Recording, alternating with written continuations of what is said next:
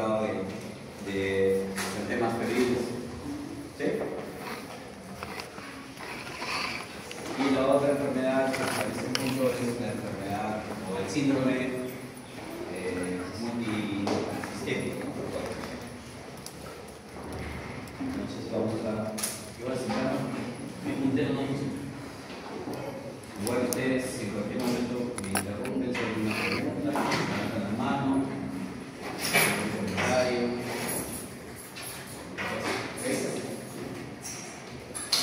Bien. Entonces, la enfermedad de Kawasaki es una enfermedad que se suele estudiar cuando discutimos o hacemos el diagnóstico diferencial de aquellos niños que están febriles y que tienen un exantema, ¿no? Lo llamamos exantemas febriles o las fiebres exantemáticas, que se llaman. ¿Qué otras enfermedades entran en este grupo, digamos, clínico? Sarampión, Varicela. rubiola, ¿vale? Varicela. Varicela, enfermedad boca, mano, piel, Eritemia infecciosa. eritema infeccioso, Exantema súbito. exantema súbito. Y hay un montón de otros virus que son capaces de provocar exantemas y fiebre en el niño. ¿Okay? Entonces nunca se olviden de la enfermedad de Kawasaki, principalmente aquellos que piensen ser pediatras, porque es algo que se observa con regular frecuencia y que si no se hace un diagnóstico precoz puede desencadenar graves consecuencias para el niño. ¿Okay? Conozcan al doctor Tomisaki Kawasaki, que es el pediatra japonés, que es el que describió una serie de casos y en cuyo honor la enfermedad lleva su apellido. El doctor Kawasaki ha fallecido no hace mucho tiempo atrás, en el año 2020, justamente durante la pandemia por COVID. Entonces, la enfermedad de Kawasaki, como ya les mencioné, es una enfermedad febril y sistemática de la infancia. Ya saben qué cosa es una enfermedad febril. Es una vasculitis, en realidad, una vasculitis de vasos pequeños, ¿no? Multisistémica, porque afecta a diversos órganos y sistemas del organismo. Es una de las vasculitis más comunes de la infancia y es la primera causa de cardiopatía adquirida en la infancia. De hecho, es la primera causa de infartos en niños.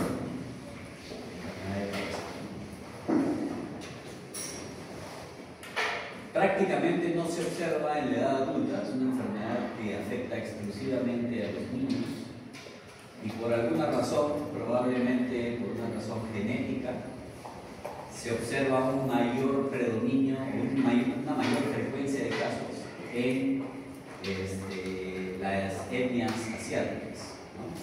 Fíjense cómo en Japón se describe 265 casos por cada 100.000 niños menores de 5 años en un año, entonces la incidencia, mientras que en Estados Unidos y en otras regiones 25, entonces casi más de 10 veces la incidencia que se observa en la etnia asiática, ¿no? No únicamente en Japón, sino también en Corea y en otros sitios. El 80% de los casos se presenta en menores de 5 años y para afirmar esa idea de que la enfermedad tiene un fondo genético, si uno de los hermanos ha tenido esta enfermedad, los menores tienen un riesgo 10 veces mayor que aquellos niños que no tienen hermanos que hayan sufrido esta enfermedad. Es más frecuente en invierno que en verano, lo cual hace pensar que esta enfermedad tiene un disparador de tipo infeccioso.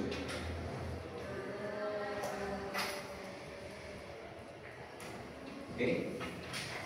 ¿Qué germen está implicado? Esa es la duda que se tiene hasta el momento.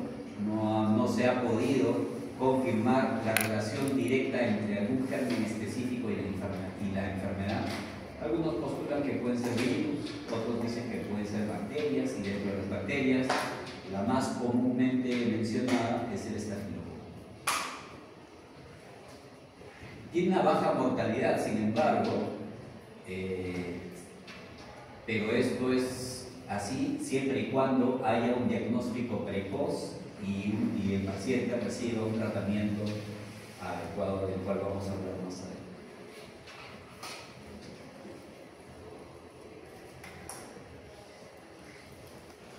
Aquí hay algo de lo que ya les mencioné, ¿no? Generalmente se encuentra una infección previa al inicio de los síntomas, 2 o 3 semanas antes del inicio de la enfermedad. Generalmente se logra identificar algún episodio infeccioso, como les dije, generalmente viral. Y eso también se ve reflejado en su mayor frecuencia en las temporadas de invierno. Hay una predisposición genética, como ya les mencioné, y en la fisiopatología lo que subyace, o la causa, o el mecanismo fisiopatológico de esta enfermedad es lo que llamamos una tormenta de citoquinas. Es decir, que en estas personas genéticamente predispuestas, por alguna razón, se desencadena una respuesta inflamatoria de tal grado que se desborda lo normal y afecta a los órganos y sistemas. Muy parecido a lo que sucede en la sepsis, ¿no? Hablamos de la sepsis también como una anormalidad de la respuesta inmunológica, ¿no? Asociada a la presencia de mujeres, ¿no? Aquí es algo parecido. Por eso también le llaman, de repente en otros textos van a encontrar el sinónimo o otro nombre que le ponen a esta enfermedad como la enfermedad de los superantígenos. Cuando escuchen eso se refieren a una anormalidad en la respuesta inmune. ¿Cuáles son las manifestaciones clínicas? Dijimos que es una enfermedad febril exantemática, entonces la fiebre es un síntoma que,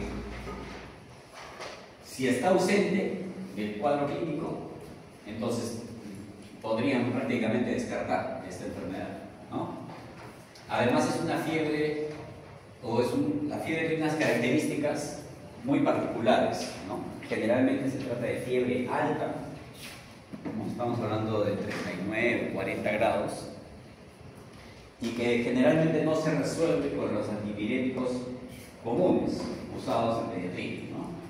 Que son el paracetamol y el ibuprofeno. Generalmente es una fiebre de larga duración.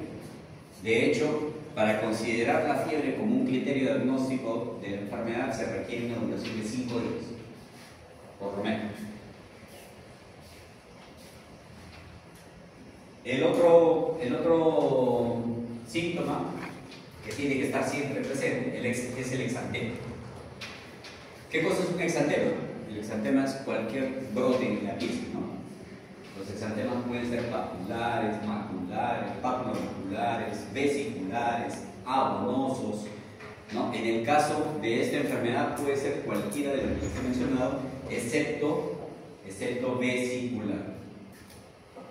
Si ven un exantema vesicular, prácticamente pueden descartar también la enfermedad, ¿no? ¿Qué es una vesícula?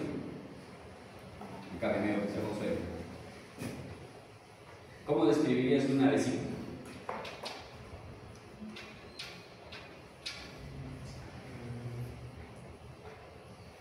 Ya han hecho dermatología, ¿no? ¿Qué es una vesícula? Y dime una enfermedad que se manifieste con vesículas.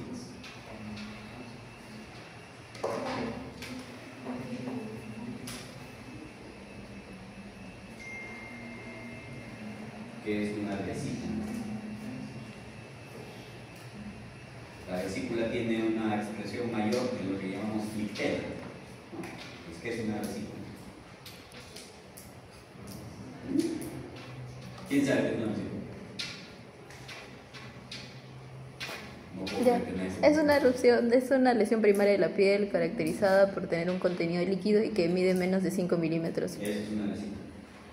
Deberían saberlo ya todos a su altura, pues una vesícula, ¿no? Cuando esto es mayor de 1 centímetro, hablamos de que es una flictela, ¿no? Pasa, ¿no? Y una enfermedad vesicular en niños. Varicela. Varicela, la clásica varicela. ¿No? Que ya cada vez se ve menos casos de varicela. ¿Por qué? Porque los niños se vacunan, pues, tienen al año de edad recién la vacuna antivaricela. Bueno, entonces en el caso del exantema que se observa en la enfermedad de Kawasaki, este tiene una característica que puede ser de polimorfia, ¿no? O sea, ¿qué significa eso? La presentación de múltiples lesiones de diferente tipo. ¿Okay? Más bien, como les decía ahí, si ven un exantema vesicular es prácticamente descartada la enfermedad. Suele aparecer algunos días después del inicio de la fiebre y suelen iniciar en la región perineal que se extiende luego al resto del cuerpo. Ahí tienen un ejemplo del exantema en la enfermedad de Kawasaki. Fíjense, este es un exantema. ¿Cómo caracterizarían este exantema? Si lo tienen que describir en historia clínica. Extenso, ya, pero con sus características dermatológicas, como Máculo-papular. Máculo-papular, ¿no? Es un exantema máculo-papular, es más, yo diría, es un exantema morbilliforme. ¿Qué significa eso? Parecido al del sarampión, morbilis, sarampión. Entonces es un exantema morbilliforme. Cuando ustedes escuchen o lean ese término, se refiere a un exantema máculo-papular, ¿no? Fíjense el rostro del bebé, o de este niño, mejor dicho, un exantema máculo-papular en la mejilla sobre un fondo eritematoso. Miren el rostro, su rostro está todo enrojecido. Fíjense los labios cómo están también tan enrojecidos, ¿no? Otra característica, otro síntoma clínico de la enfermedad es la presencia de lesiones en las mucosas, muy característico de la enfermedad, ¿no? Los labios suelen estar hiperémicos, o sea, rojos, ¿no? ¿cómo le llaman esto? Fisurados, o sea, los labios suelen estar craquelados, ¿no? Además, la lengua suele estar también hiperémica, con hipertrofia de las papilas gustativas, y da la impresión de que fuese la superficie de una frambuesa o de una fresa, ¿no? Por eso se llama lengua afresada o lengua aframbuesada, que es característico también de otras enfermedades exantemáticas, por ejemplo, escarlatina. Escarlatina, muy bien, escarlatina. ¿Ya? Además, las palmas y las plantas de los pies suelen estar edematosas, hinchadas y además hiperémicas, rojas, ¿no? En lo que llamamos los dedos en forma de salchicha, ¿no? Y cuando ya la enfermedad ha pasado, varias semanas después del inicio de la enfermedad, se presenta una descamación laminar tan intensa que a veces hasta se caen las uñas de los dedos y de los pies, varias semanas después. ¿En qué otra enfermedad exantemática esto se observa? En la escarlatina hay una descamación laminar, pero nunca de los dedos, ni de las palmas, de las manos, ni de las plantas de los pies, menos de las uñas. Pero sí hay otra enfermedad en la que es bien característico esto, y la mamá se asusta un montón, porque ya se olvidaron de que el niño tuvo eso y 2 o 3 semanas vienen porque se le caen las uñas. Enfermedad mano-pie. Boca, mano, pie, muy bien. Enfermedad por boca, mano, pie. Aquí tienen algunos ejemplos, miren. Esta es la famosa lengua afresada o aframbuesada que se observa en Kawasaki y en otras exantemas. Miren los dedos de las manos de este niño, cómo están hinchados, brillosos, eritematosos, eso es lo que llamamos dedos en salchicha. Y fíjense cómo se descaman las palmas y plantas de los pies. Eso sucede varias semanas después del inicio de la enfermedad. Otra característica clínica es la conjuntivitis, ¿no? La conjuntivitis, y la característica de esta conjuntivitis es que es bilateral y es aséptica. ¿Qué significa eso? Que no hay secreción purulenta.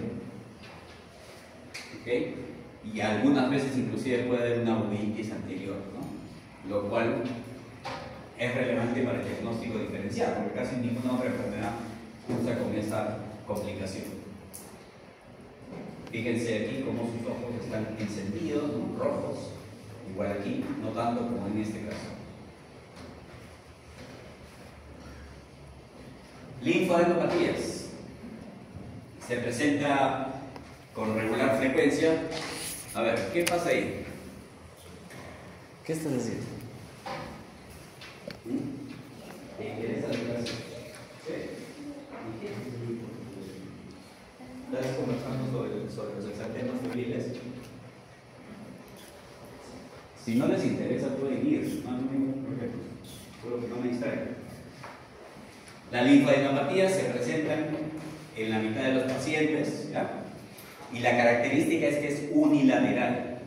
Cosa rara, ¿no? La mayoría de enfermedades infecciosas te dan una linfadenopatía a veces generalizada. En este caso, generalmente cervical y unilateral, que compromete la cadena cervical anterior, ¿no? Inclusive, si es que se observa una linfadenopatía bilateral o diseminada, deberías descartar Kawasaki, ¿no? Y considerar otras patologías. Hay una enfermedad que cursa, ya esto para que al menos la escuchen alguna vez, es una enfermedad que cursa con fiebre de mucho tiempo de duración, linfadenopatía cervical unilateral, y básicamente se acaba ahí los síntomas. El paciente tiene síntomas generalizados como pérdida de peso, decaimiento, puede haber linfopenia, leucopenia, anemia, y generalmente no se hace el diagnóstico al inicio porque es muy complejo, ¿no? Son síntomas muy inespecíficos. Cuando se decide hacer una biopsia del ganglio, porque eso que da el diagnóstico, extraes el ganglio y la fiebre desaparece y la paciente se cura. Cuando buscas el ganglio encuentras características parecidas a lo que encontrarías en un caso de lupus, ¿no? Estoy hablando de una enfermedad que se llama la enfermedad de Kikuchi-Fujimoto. ¿Alguna vez han escuchado? Si les interesa, porque es una enfermedad que también se describe en pacientes asiáticos con más frecuencia. Si les interesa sobre Kikuchi-Fujimoto o linfoadenitis necrosante, también así se llama, pueden buscar con ese nombre, enfermedad de Kikuchi-Fujimoto, y mi apellido, porque describimos el primer caso de esa enfermedad en Lima en el año 2000. El primer caso en el Perú, no llevaría mi nombre, ¿no? El primer caso en el Perú, ¿no? Una niña que tuvo, aunque no me lo crean, pero que 4 o 5 meses de fiebre, sin diagnóstico. La niña recibió, una niña de 9 años, finalmente falleció a los 12 años. Si quieren saber de qué y por qué, lean. Luego viene el compromiso cardiovascular, ¿no? Podría haber una miocarditis linfocítica que no es poco frecuente, o en todo caso es subdiagnosticada. Pero lo más resaltante es que el 30% de los pacientes, generalmente desde la segunda y tercera semana de enfermedad, el niño puede presentar aneurismas en las coronarias, que es justamente la causa de los infartos. Yo les dije que esta enfermedad es la primera causa de infartos en niños, ¿cierto? Por eso es súper importante hacer el diagnóstico antes de que se produzcan los aneurismas, ¿no? Ahí radica el peligro de esta enfermedad, ¿no? En la posibilidad de que el niño desarrolle aneurismas.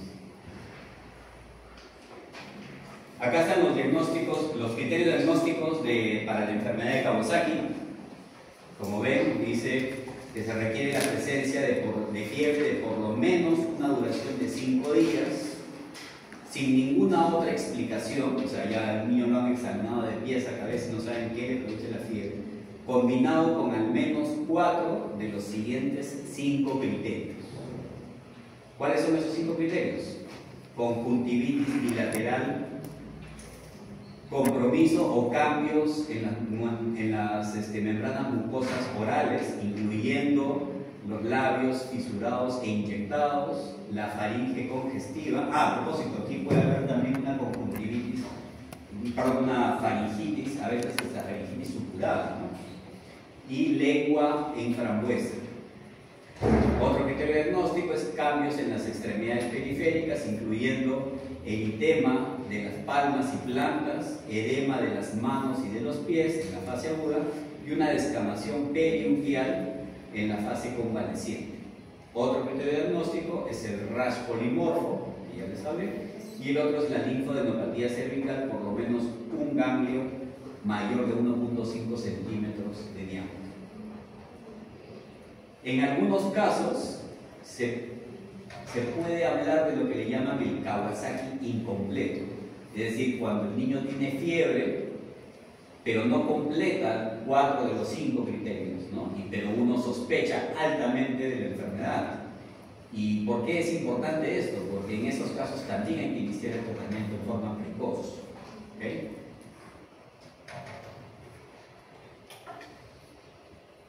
Una vez para reforzar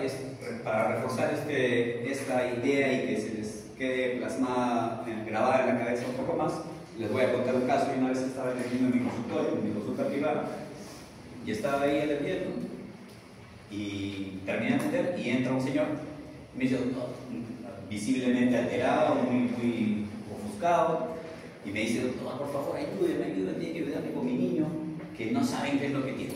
Entonces, le digo, ¿y dónde está el niño? Porque el papá estaba solo. Me dice, está hospitalizado en el hospital de Moquegua, del seguro. Y ya tiene una semana de fiebre y no saben qué cosa es. Están dando antibióticos y mi bebé sigue haciendo fiebre. Le digo, pero yo no, ¿cómo lo puedo ayudar, señor, si yo estoy acá y el niño está en Moquegua? El señor quería pedir, o sea, la alta voluntaria y traerlo acá. Le digo, no haga eso, porque, o sea, supongo que le estarán haciendo estudios, pues, ¿no? Y le digo, ¿pero qué otra cosa tiene? Y me muestra una foto del niño, y era la foto clásica que se ve de los chiquitos, estos, cuando están hospitalizados, ¿no? Sentado en su cuna, todo rojo, sus conjuntivas así encendidas, llorando, ¿no? Porque otros signos de irritabilidad, aunque no llega a ser tan frecuente como para considerar un criterio diagnóstico, pero sí se ve con bastante frecuencia. Muy irritable, ¿no? Con su exantema, ¿no? Y el señor ya me había contado que le habían hecho su hemograma, cultivo, radiografía, y no le encontraron nada. Y el chico estaba con antibiótico, terapia en la vena, ¿no? Entonces, la verdad, lo primero que pensé fue en eso. Y le dije, señor, no le han planteado la posibilidad de que sea una enfermedad de Kawasaki. Me dijo, ¿qué es eso? O sea, nunca me había escuchado. Yo le dije, vaya y dígale que lo refieran a Arequipa, porque en Moquegua no tienen el tratamiento del cual vamos a hablar, y le dije que piensen en esta enfermedad. El señor se fue disparado y pidió la alta voluntaria a su niño y se lo llevó a Arequipa. Y en Arequipa confirmaron el diagnóstico de enfermedad de Kawasaki, le pusieron su tratamiento, después vamos a hablar, que es inmunoglobulina. Bien, y a la semana ya estaba sin fiebre y sano. Y ya después el señor llegó con una botella de whisky. Y ya me la tomé. Entonces a veces el diagnóstico puede ser tan florido que es muy relevante, pero hay que conocerlo, no haces el. Otros hallazgos clínicos pueden ser artritis, ¿no? Se comprometen articulaciones grandes generalmente, es autolimitante y no deformante. Se presenta en los niños con marcadores de inflamación más elevados, ¿no? Con PCR muy altos, ¿no? Irritabilidad, ya les dije, puede haber diarrea y dolor abdominal, vómitos, tos y rinorrea. Hasta acá, si no les dijera que es una enfermedad de Kawasaki y es un niño que presenta todo esto, ¿cuál sería su diagnóstico diferencial? 5 días de fiebre, imagínense una niña, no necesariamente un niño, una niña, un exantema, de repente hepatosplenomegalia, linfadenopatías, irritabilidad. A ver, piensen. De hecho, está dentro del diagnóstico diferencial.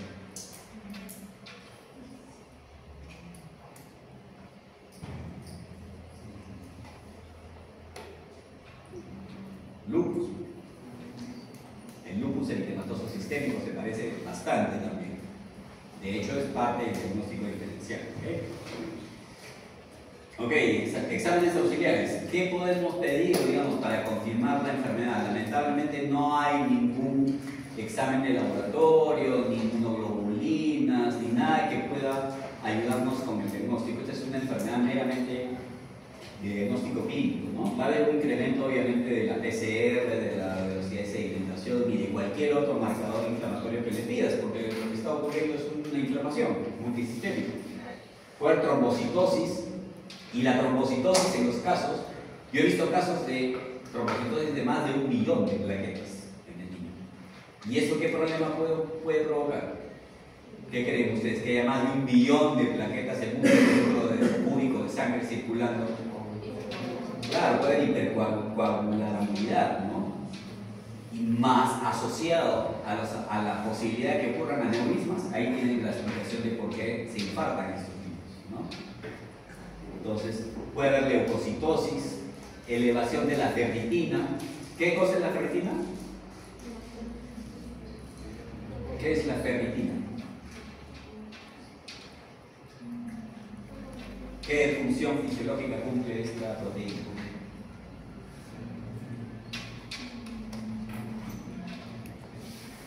Ferri. Hierro. Algo con el hierro tendrá que ver, ¿no? Es el depósito de hierro, pues, ¿no? Es como un almacén de hierro. Entonces, resulta que la ferritina es un reactante de fase aguda. En varias enfermedades se puede incrementar la ferritina, ¿no? En este caso se eleva mucho, 5 veces por encima del valor normal. Y el valor normal es, ya no sé, ya normal. Mínimo 3, el mínimo valor de ferritina. Tendencia a la linfopenia, anemia normocítica, normocrómica, leucocituria aséptica, es decir, en la orina hay leucocitos, pero los cultivos son negativos. Puede haber hipertransaminemia, o sea, una hepatitis también puede haber, ¿no? Como ven, todo puede ser en esta enfermedad, todo puede haber, ¿no? Y esto complica el diagnóstico, ¿no? Como les dije, hay una forma de presentación que es la atípica o incompleta, se llama enfermedad de Kawasaki incompleta. 10% de los niños con aneurismas por la enfermedad nunca desarrollan los criterios diagnósticos, por eso es que la sospecha tiene que ir más allá de completar los criterios diagnósticos, ¿no? Se debe sospechar en menores de 6 meses con fiebre sin explicación de más de 7 días de duración y en niños de cualquier edad con fiebre de más de 5 días de evolución y que tengan 2 o 3 criterios diagnósticos. ¿Por qué es importante hacer esto? Porque no debemos retrasar el diagnóstico. O sea, la duda diagnóstica no debe retrasar la administración del tratamiento, porque ya saben qué puede pasar con estos niños, ¿no? El tratamiento es la inmunoglobulina inespecífica endovenosa o IVIC, ¿no? En inglés, intravenous immunoglobulin de tipo G, ¿no? Inespecífica. La dosis es de 2 gramos por cada kilo de peso en dosis única y la infusión debe pasarse lentamente. Imagínense un niño, porque esos son niños de 5 años o más, ¿no? ¿Cuánto pesa un niño de 5 años? Más o menos. Ya están varias semanas en pediatría. 20 kilos más o menos. 20, 25. ¿Y cuánto mide? 1,10 m más o menos. Entonces, si pesa 20 kilos y le vas a dar 2 gramos por kilo, o sea, tiene que dar 40 gramos. Las ampollas traen 1 gramo. O sea, tiene que darle 20 ampollas. Una ampolla de inmunoglobulina, la última vez que pregunté, valía como 400 soles. Entonces, es un tratamiento caro, ¿no? Felizmente el hospital tiene. Así que el CIS lo cubre, ¿no? Generalmente tú le administras la inmunoglobulina y al día siguiente el niño ya está sin fiebre. Sin fiebre y los síntomas comienzan a revertir rápidamente.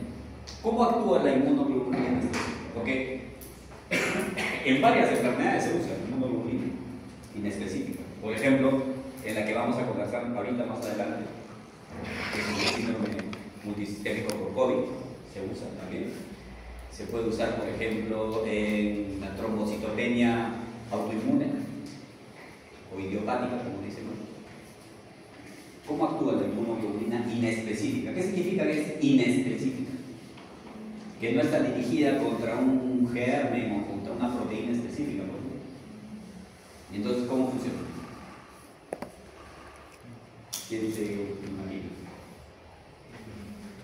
¿Y por qué actúa tan rápido? Actúa contra nuestros propios anticuerpos, ¿no? En estos casos, estas enfermedades son enfermedades donde nuestros propios anticuerpos están causando problemas, ¿no es cierto? Tú le pones inmunoglobulina y esa inmunoglobulina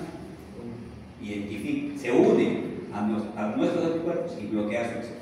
Así funciona esa inmunoglobulina.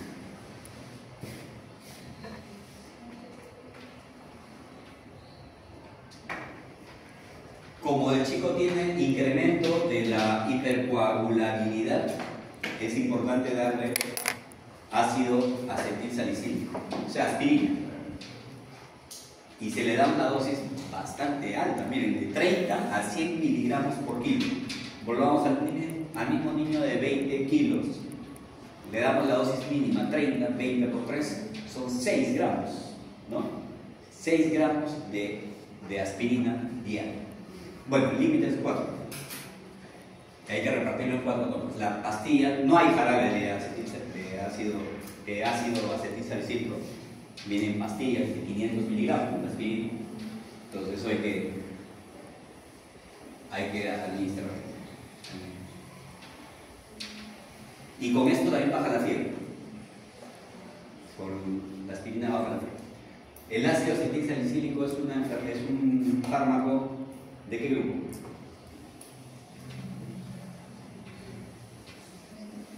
¿Qué hace? ¿Cómo funciona el ácido acetilsalicílico?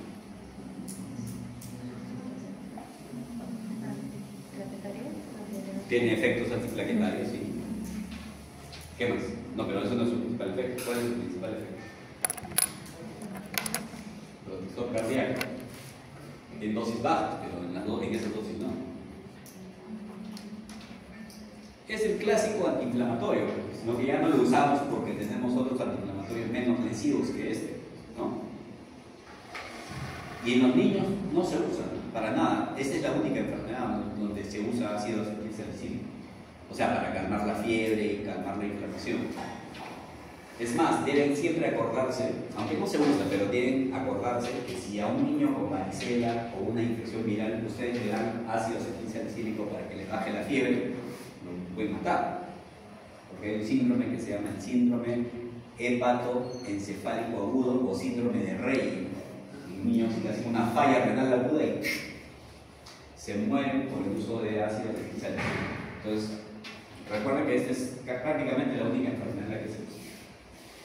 Entonces, se da en estas dosis en los primeros días para disminuir la fiebre y disminuir la agregación de las plaquetas. Se mantiene, y luego de que ya el niño está sin fiebre, se baja la dosis a 3 a 5 miligramos por kilo por día, y esa dosis se puede mantener durante varias semanas, con mayor razón si es que al niño es diagnosticado de aneurismas.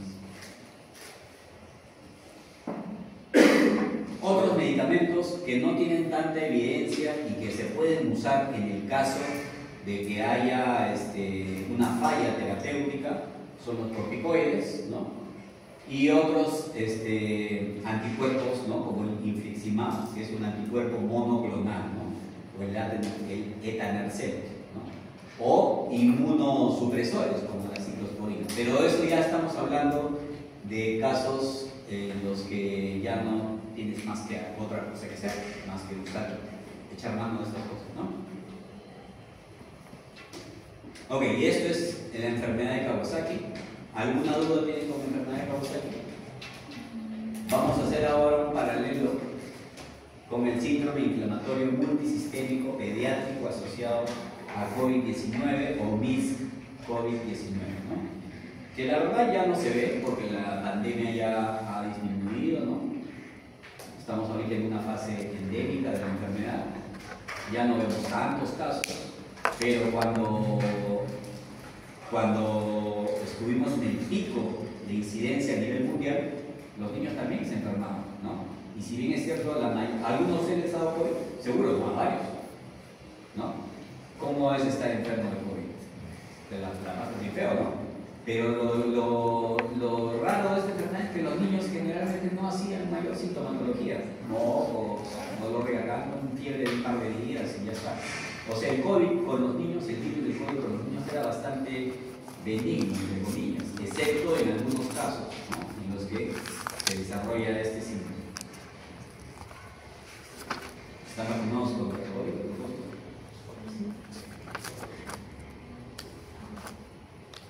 Este es el primer reporte que se hizo en Inglaterra, ¿no?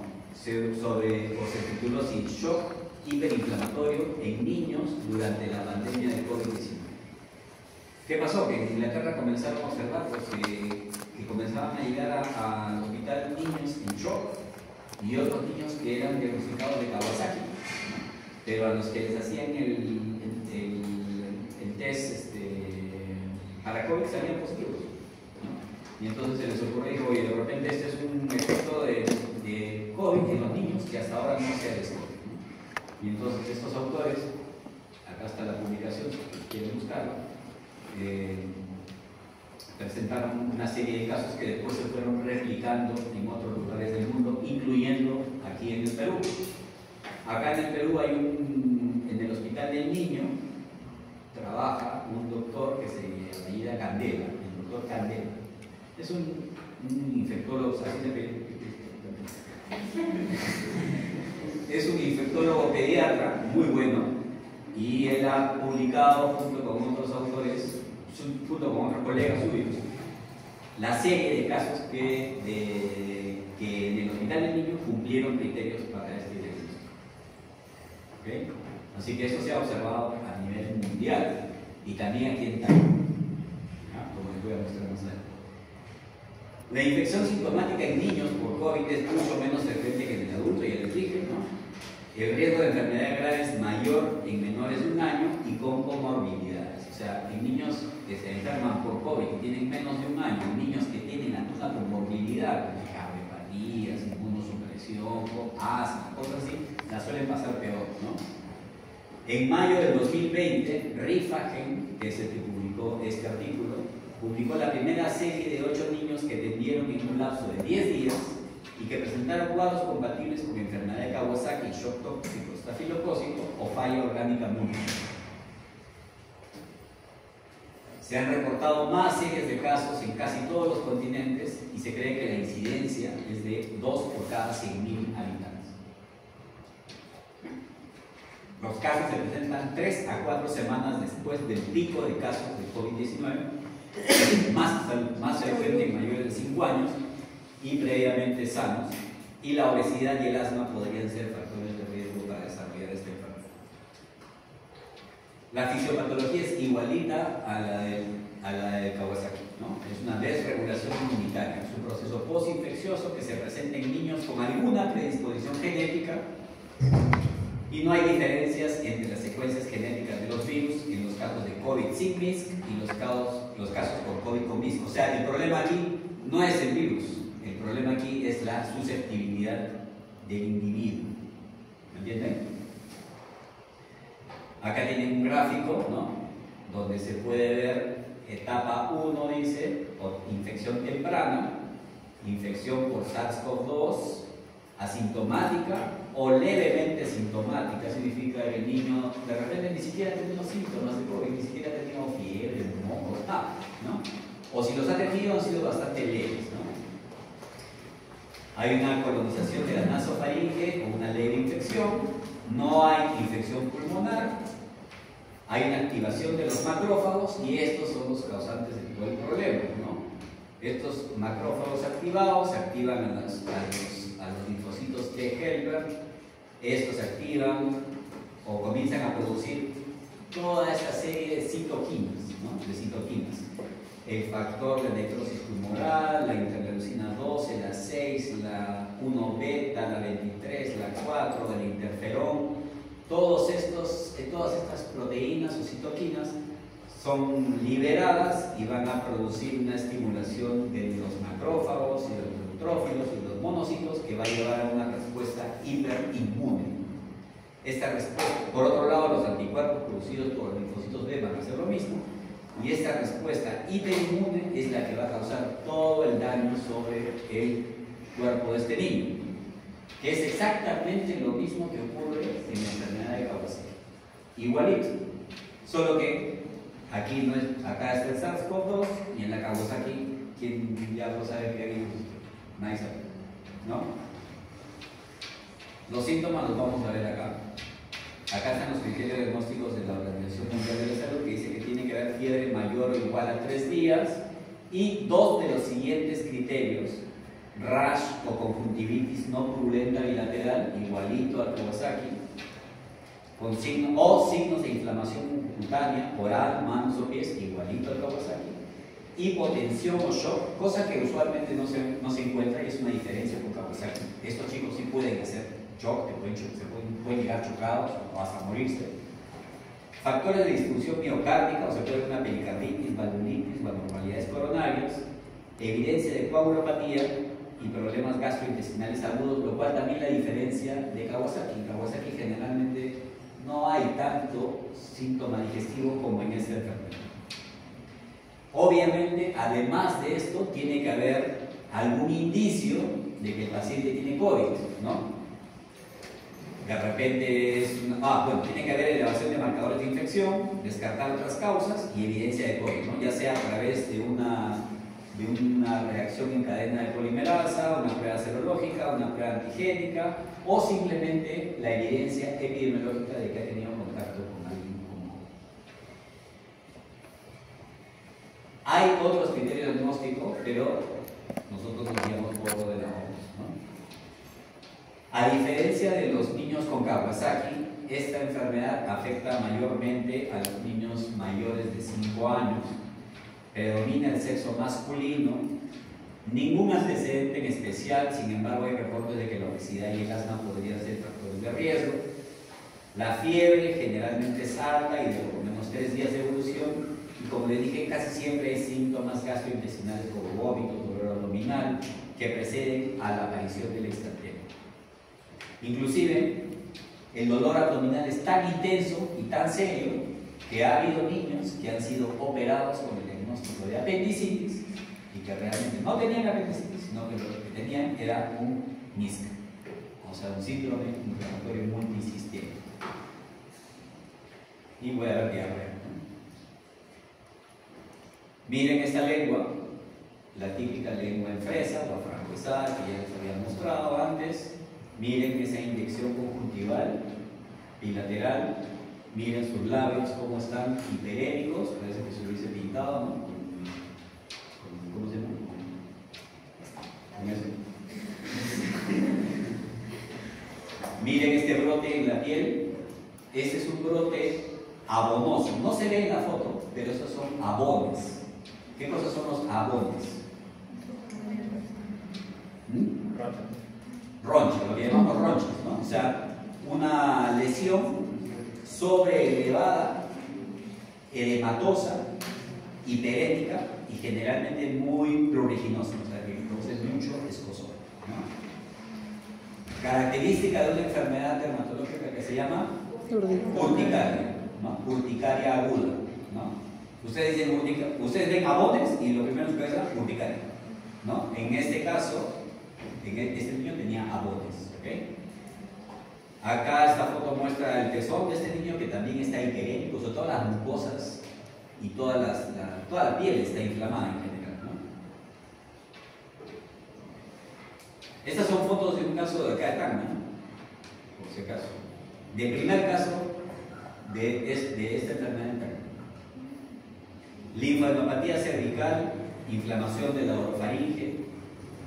Llama la atención el escaso compromiso respiratorio, a diferencia de lo que ocurría en los adultos, ¿no?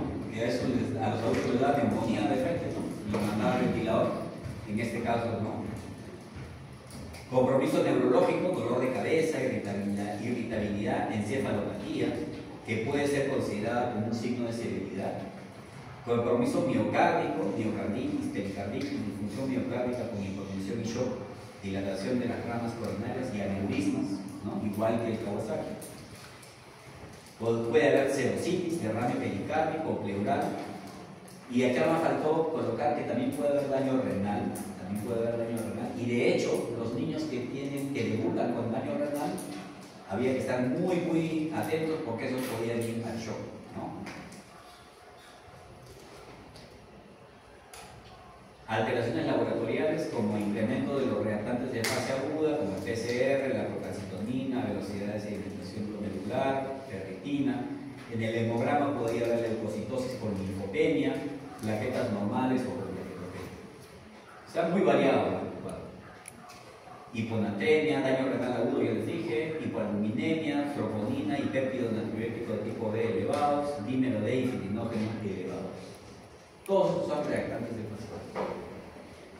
Y obviamente la evidencia de infección por el virus SARS-CoV-2, que podría haber sido con pruebas serológicas positivas, ya sea IgM o IgG, pruebas antigénicas positivas, pruebas moleculares positivas o relación epidemiológica establecida como un caso confirmado de COVID-19. Y la negatividad de las pruebas no descarta la enfermedad en sí misma. Acá tienen el resumen de todo lo que les sé de eso. Acá también. Acá este es un cuadro más bien donde lo que se hace es una comparación entre los criterios de la Organización Mundial de la Salud, del Colegio Inglés de Pediatría y una comparación de la CDC, perdón, de Estados Unidos, y una comparación con Kawasaki completo, con incompleto y con el shock por Kawasaki. Este gráfico les hice para que puedan ustedes comparar las diferencias entre Kawasaki y MIS. La edad, los niños en Kawasaki más afectados son los niños menores de 5 años, mientras que en el MIS son mayores de 5 años.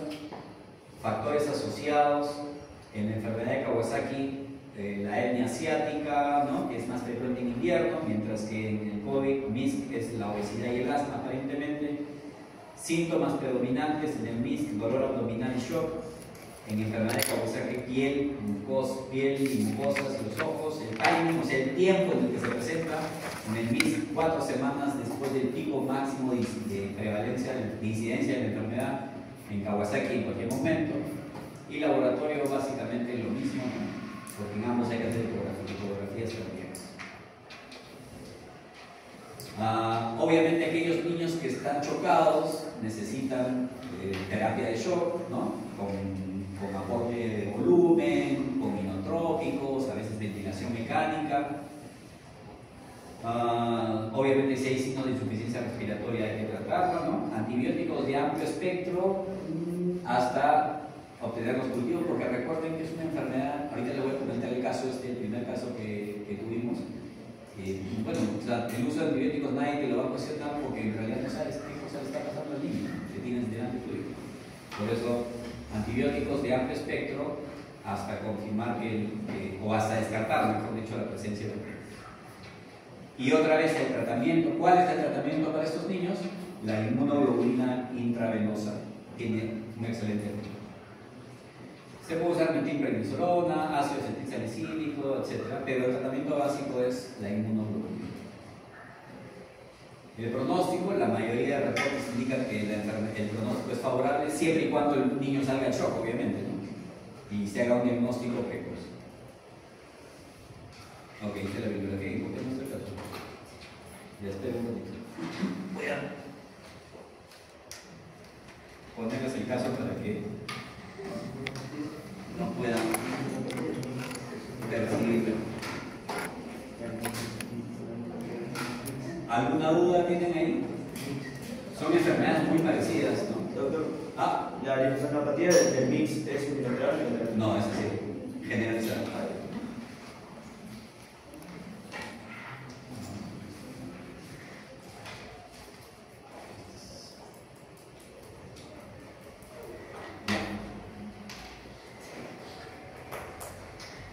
Entonces, llega por emergencia el día 21 de febrero del 2021 a las 4 de la tarde. ¿Quién está de guardia? Johnny Pacheco. Para mala suerte. Ingresa, buena suerte. Ingresa por emergencia un niño de 11 años, Ya el primer criterio se cumplió, mayor de 5 años, ¿no? 11 años de edad, el varón, referido de un centro de salud, La Esperanza, por los siguientes diagnósticos. Miren estos diagnósticos, ¿eh? Abdomen agudo, sepsis de foco respiratorio, rash alérgico y faringoamigdalitis aguda. Esos eran los diagnósticos con los cuales nos refirió una doctora de La Esperanza del paciente. ¿Ok? Ya un poco raro que un niño tenga todo esto al mismo tiempo, ¿no? Que le duele su panza, que le duele su garganta, que tenga fiebre y que tenga un brote en la piel. O sea, ya demasiado piñoso, ¿no? Había que pensar en algo, una causa común a todo eso que le estaba pasando. Llegó con su madre y ella nos contó que 4 días antes del ingreso presentó fiebre de 38.5 a 40 grados, tratada con paracetamol, acudió al centro de salud, donde le dan cotrimoxazol por un diagnóstico que no estuvo muy bien definido. 3 días antes del ingreso, o sea, un día después del inicio de los síntomas, presenta dolor abdominal tipo retortijón intermitente y que comenzó a progresar, o sea, progresivo. Un día antes del ingreso, presentó vómitos en 5 oportunidades, primero alimenticios, luego biliosos, pero no tenía diarrea. La orina se tornó colúrica y se asoció hiperemia ocular. O sea, ya se entendieron los ojos, ¿no? El día del ingreso aparecen lesiones en la piel, odinofagia, o sea, dolor de garganta, dolor muscular, cefalea, incremento del dolor abdominal y decaimiento, ¿no? Acude al centro de salud, donde lo atiende la doctora que estaba de guardia, y lo examinó muy bien, porque identificó todo lo que le estaba pasando, solo que no hizo la unidad clínica, ¿no? O sea, no vio todo, y lo refirió. Y como era norma en ese momento que cualquier paciente que vaya por emergencia tenía que ingresar con una prueba de COVID negativa, porque si tenías positivo te mandaban al área de COVID, le hicieron su prueba de COVID, que en ese tiempo eran las pruebas antigénicas. ¿Qué significa la prueba antigénica? Es una prueba para identificar antígenos virales, ¿no? En hisopado nasofaríngeo. Eso lo hicieron en el centro de salud, le salió negativa y lo mandaron a emergencia y el doctor lo recibió, ¿no? Y como la mamá también lo estaba acompañando, a la mamá también lo hicieron, esa era la normativa en ese tiempo. Y también salió negativa la mamá. Ese es el relato, ¿no? Antecedentes: ha estado completamente sano en los últimos meses, es hijo único de padres completamente sanos, hospitalizado por neumonía adquirida en la comunidad a los 6 meses de edad, niega alergias y enfermedades crónicas, completó su esquema de vacunación, no ha realizado viajes fuera de carne en las últimas semanas porque estábamos confinados, ¿no? Ha respetado el aislamiento social obligatorio junto a su familia, niega haber tenido contacto con alguna persona con sospecha o confirmación de COVID-19. De hecho, en la casa nadie tenía COVID, según la mamá. Y no tiene mascotas en casa. El examen físico al ingreso tenía taquicardia, estaba también algo taquipneico, su presión estaba ahí, recuerda que tiene 11 años, no estaba tan mal, su temperatura estaba febril, saturada 93%, con un FIO 021, pesaba 47 kilos. Digo pesaba porque esto ha pasado hace tiempo, no porque se haya muerto. Despierto, irritable, quejumbroso. Me acuerdo que ingresó en una silla de ruedas, no podía caminar, le dolía mucho el abdomen. Con dificultad para deambular, justamente. Piel, observamos leve edema, sin fobia, lesiones dérmicas tipo abones ubicadas predominantemente en tórax posterior, anterior y abdomen, pezones hiperémicos y edematosos, buen llene capilar y no cianosis. En las mucosas, labios hiperémicos, edematosos, con fisuras, lengua aframbuesada, orofaringe congestiva, sacos conjuntivales hiperémicos sin exudado, o sea, una conjuntivitis bilateral aséptica, hemorragia subconjuntival bilateral. En el cuello, múltiples ganglios de la cadena cervical, dolorosos a la palpación, incrementados en volumen, aproximadamente 3 centímetros, móviles. El tórax, sin nada en especial, o sea, sin signos característicos de nada, pulsos simétricos de buena intensidad, abdomen ligeramente distendido, blando, doloroso en toda su superficie, Blücher positivo. Todos saben que es el Blücher, ¿no? Es el Blücher, o el signo del rebote se llama, ¿no? O sea, peritonítico, ¿no? No se faltan visceromegalias, ruidos hidroaéreos presentes. Neurológico, irritable, por momentos con agitación psicomotriz. Recuerdo que tuvimos que ponerle midazolam porque ya, se quería lanzar de la camilla. No había, sin embargo, signos meningios. O sea, parece que tenía una encefalitis también. No había gesto motor ni sensitivo, pupilas isotrópicas. Ahí está el niño, ¿no? Acá ven la conjuntivitis, sus labios hiperémicos, hinchados, su lengua francesada, el brote en la piel, los pezones.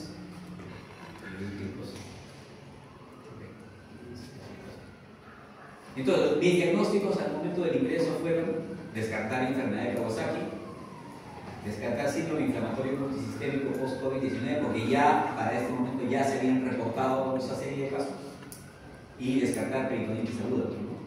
Porque o sea, los signos abdominales eran muy manifiestos, ¿no? Lo pasamos a trauma-shock para monitorear su presión arterial.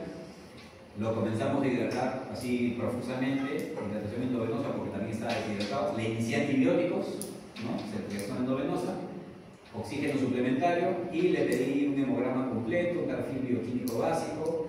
Lamentablemente el laboratorio del hospital no ayuda mucho, ¿no? Lo que se puede hacer, le pedí un AGA, un prequirúrgico, una prueba rápida para COVID-19, en este caso ya no era la antigénica, sino una prueba serológica, ¿no? Radiografía de tórax y abdomen y una interconsulta al cirujano pediátrico. El hemograma nos mostró 9.400 leucocitos, o sea, normal, pero miren los linfocitos, 2%, o sea, linfopenia, ¿no? O sea, este chiquito tenía todo el cuadro así cantado, ¿no? Linfopenia. Hemoglobina en 11, plaquetas 124.000, o sea, plaquetopenia. Conclusión: neutrofilia relativa con desvío izquierdo, linfopenia, plaquetopenia, anemia leve. Abastonado 10%. La glucosa estaba normal, su creatinina también, felizmente. En gases arteriales nada en especial, su lactato normal, su bicarbonato normal, su pH normal, su sodio, sus electrolitos normales. Y la prueba serológica nos salió positiva, ¿no? Positiva, IgG positiva para COVID. Le hicimos a la mamá también la prueba positiva, también salió positiva. O sea, ellos sí habían tenido COVID, sino que no se habían percatado. Y el cirujano nos respondió, no es que ya, o sea, porque me acuerdo, vino el cirujano pediatra y hablamos, le comenté, mira, me estoy pensando en esto. Ya con esa idea fue, lo evaluó y me dijo, no es, trátalo primero de la parte que está sospechando, vamos a vigilar su panza. Si se pone más tensa, lo veo. Eso es lo que, en eso quedamos con el cirujano. Su radiografía de tórax, que no se ve nada particular. Su radiografía de abdomen, que tampoco una... Entonces, ese chiquito ingresó, en ese tiempo hacíamos guardias de 24 horas, me acuerdo, ¿no? Porque dijeron, no, que el personal tiene que permanecer el menor tiempo posible en el hospital. Entonces hacíamos 24 horas, porque tenemos que hacer 150 horas mensuales de ese psicotrato. Ya pues, son 6 guardias al mes. O sea, 6 días que voy al hospital y de ahí me olvido del hospital, ¿no? Entonces todo el mundo quería hacer 24 horas. Quería estar en su casa. Este paciente me llevó a las 4 de la tarde y yo tenía que quedar hasta el día siguiente, ¿no? Entonces continuamos monitoreándolo, lo seguíamos hidratando y le iniciamos inmunoglobulina. Felizmente, le dije, ¿qué voy a hacer con este chico? Porque ya cada vez me parecía más claro que tenía esto. Ya sea Kawasaki o sea el SIRS, ¿no? O MIS. Entonces dije, necesito inmunoglobulina.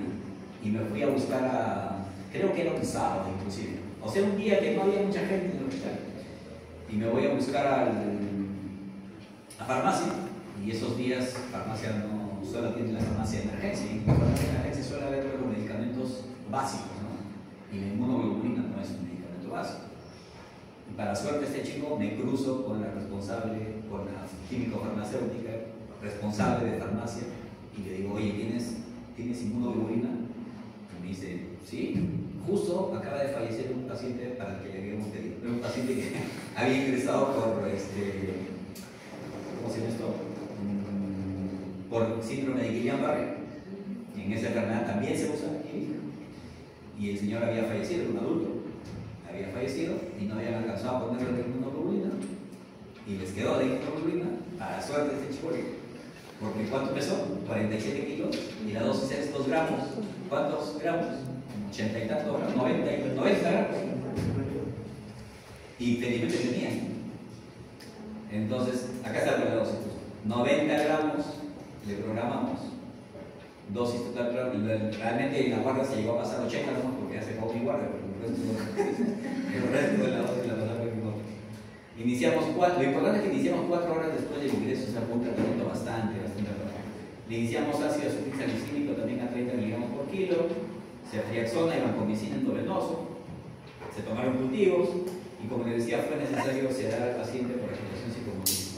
Esto está así bien detallado porque este caso, como fue el primer caso de esta enfermedad, se la presentamos al doctor Candiela, ¿no? En una reunión virtual con la intención de publicar este caso, porque dijimos, es el primer caso de CIRS en Italia, ¿no? Vamos a publicarlo. Y el doctor me dijo, yo he tenido 50 cosas. Pero bueno, ya lo presenté. Acá está la evolución de la fiebre, ¿no? Como cae la fiebre rápidamente después de la inmunoglobulina, exactamente lo mismo que ocurre en el caso de Kawasaki. Los Kawasaki también bajan así. Es espectacular el efecto del inhibidor. Acá está la evolución de los principales síntomas. Miren cómo caen todos los signos y síntomas, comienzan a caer luego de la administración del inmunoglobulina. Se le hizo una ecografía el 23, o sea, 2 días después, donde se encontró una leve dilatación del tronco coronario izquierdo, con una pericarditis con derrame pericárdico laminar, o sea, escaso. La prueba antigénica seguía saliendo negativa, lógico, porque ya el virus no estaba, el virus ya se fue hace tiempo, pero la serológica sí estaba positiva y la mamá también. Se le hizo una prueba molecular que salió positiva, ¿no? Y se le hizo la prueba molecular, la molecular es hisopado nasofaríngeo. Le hicieron un hisopado, este paciente estaba hospitalizado en pediatría, donde ustedes pasan visita, ¿no? Cuando rotan pediatría, ahí estaba el paciente, porque su prueba antigénica era negativa y su prueba serológica era positiva, o sea, tuvo COVID, que ya no. Entonces, por eso a este paciente yo no lo pasé al área de COVID, sino que lo pasé al área de pediatría. Pero a alguien se le ocurrió hacer una prueba de PCR, o sea, reacción en cadena de polimerasa, en hisopado nasofaríngeo, y para su mala suerte salió positiva, acá ven, y eso fue sustento para mandarlo al área de COVID, ¿no? Lo mandaron al área de COVID chiquito. Cuando después el infectólogo, el pediatra, el doctor Candela, nos explicó que no era necesario, o sea, si la prueba antigénica estaba negativa era porque ya no tenía el virus en su orofaringe y por lo tanto no era contagioso.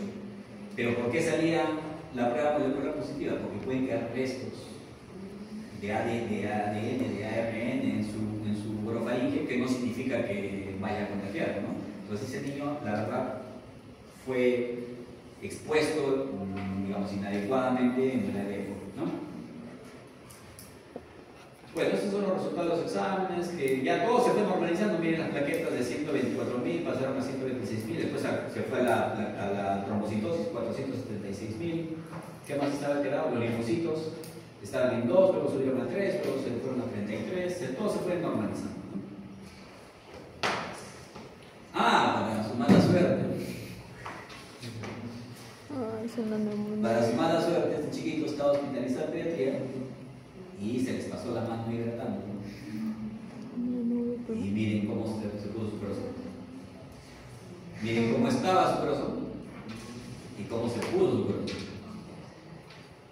Y miren esto, hay una radiopacidad bilateral, ¿no? Que afecta principalmente a las bases.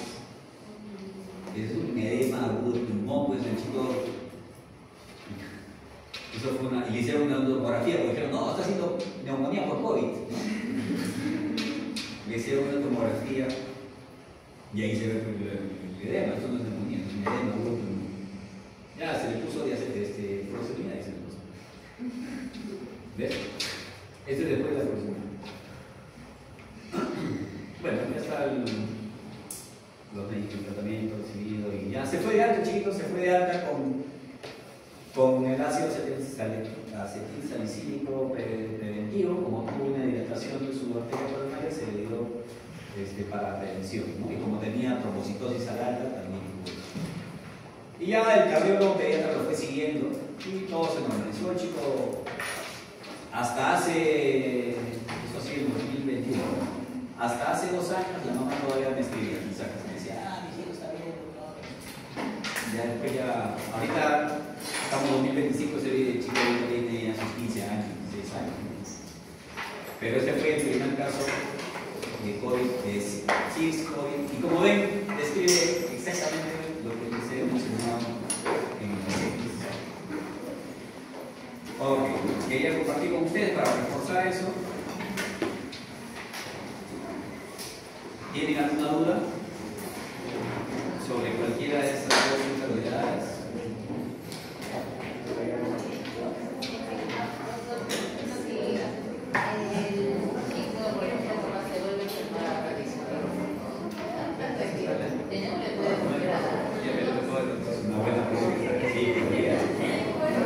Porque él tiene la susceptibilidad.